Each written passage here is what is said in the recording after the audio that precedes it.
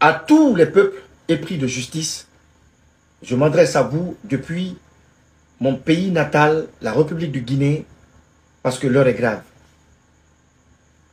J'attire particulièrement votre attention sur des faits graves d'assassinat, de corruption, d'injustice, d'enlèvement, d'insécurité terrifiante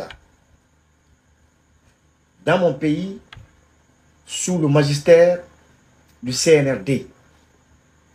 À l'avènement du 5 septembre, je vais vous faire un petit tableau, chers dirigeants. Nous avons tous dansé, tout le peuple de Guinée a dansé.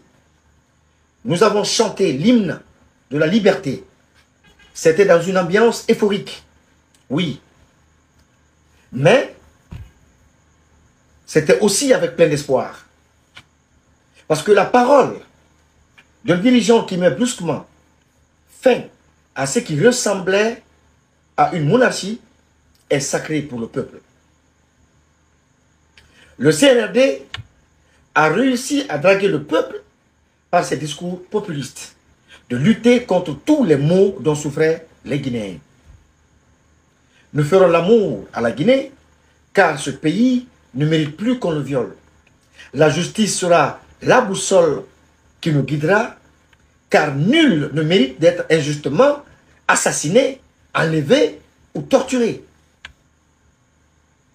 Telles étaient les paroles d'évangile qui ont poussé le peuple de Guinée à accorder tout son crédit à cette transition. N'ai-je pas moi-même, tambour battant, défendu bec et ongle les acquis du CNRD sur des chaînes internationales comme TV5 et autres? Ne l'ai-je pas soutenu contre la CEDEAO en produisant une chanson intitulée « La route est barrée » qui a fait le tour de l'Afrique? Et je puis vous rassurer que j'ai déjà dit au président Mamadi Doumbouya que les meilleurs baromètres de la société ne siègent pas au palais Mohamed V. Car ceux qui prennent la vraie température du peuple siègent au sein du peuple. C'est parce que ceux qui sont là-bas ne lui donnent la mauvaise température que ce qui est arrivé, que ce mauvais sort a été réservé au général Sadiba. C'est parce qu'on lui donne la mauvaise température que Kassori et autres croupissent en prison sans raison. C'est parce qu'on lui donne la mauvaise température que le président Moussa Dadis Camara, qui a d'ailleurs accepté de rentrer librement dans son pays pour faire face à la justice de celui-ci. Mais voilà qu'il est traité comme un vulgaire citoyen qui n'a jamais gouverné ce pays. J'étais dans une cellule de 5 mètres carrés avec 2 autres détenus, en dégradant ainsi l'image de marque de la République de Guinée. Ces gens n'ont absolument plus rien à faire en prison dans la mesure où vous faites pire que ce que vous les reprochez.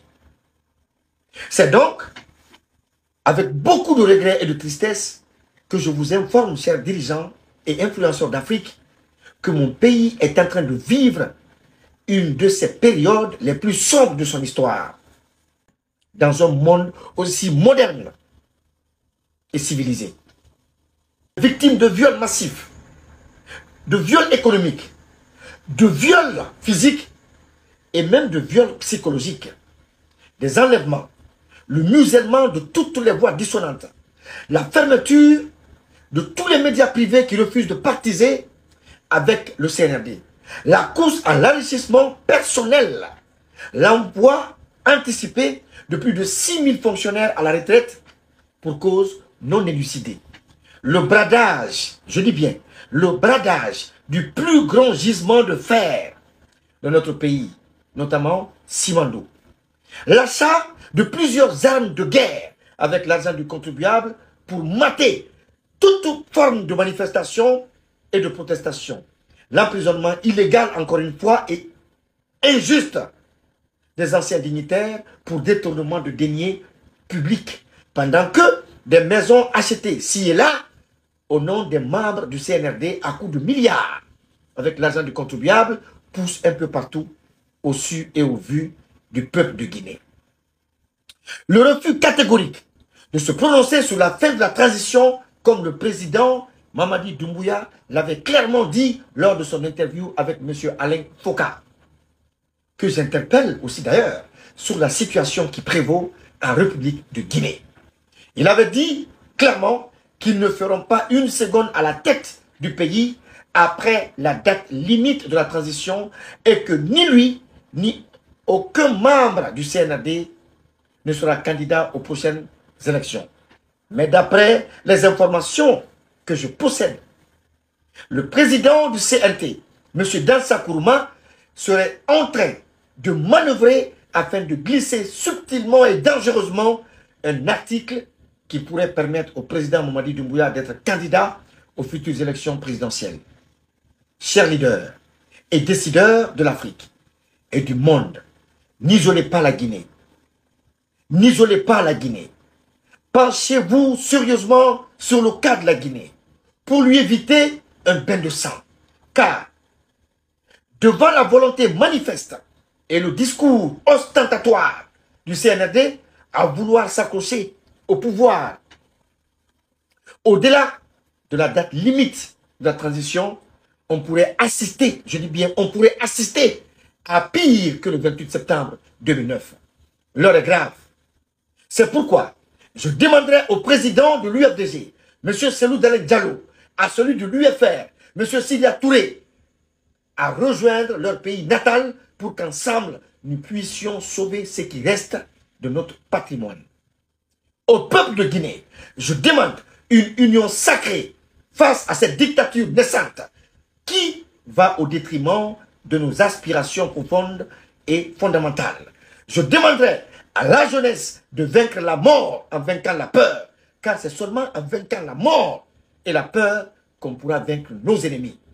Aucune révolution ne peut se faire par procuration, car Thomas Sankara disait que l'esclave qui ne se bat pas pour sa liberté ne mérite pas qu'on s'apitoie sur son sort. La Guinée est notre héritage commun. Il est de notre devoir de donner notre sang pour sa survie, de donner notre sang pour sa grandeur. Qu'est-ce que Kassori, Damaro et autres font en prison? Si vous faites pire qu'eux, qu'est-ce que le capitaine Dadis fait en prison? Si ce n'est pas un règlement de compte, de vengeance en vengeance, vous faites couler le pays dans la déchéance. Vous les humiliez. Pour quelle fin? Pour quel crime commis? Chers dirigeants de l'Afrique et du monde, n'isolez pas la Guinée, car Paul Kagame, version sanguinaire et dictateur, est passé par là. Vainquons la mort et vainquons la peur. C'est seulement en cela qu'on pourra libérer notre pays. La patrie ou la mort, nous vaincrons. Merci beaucoup.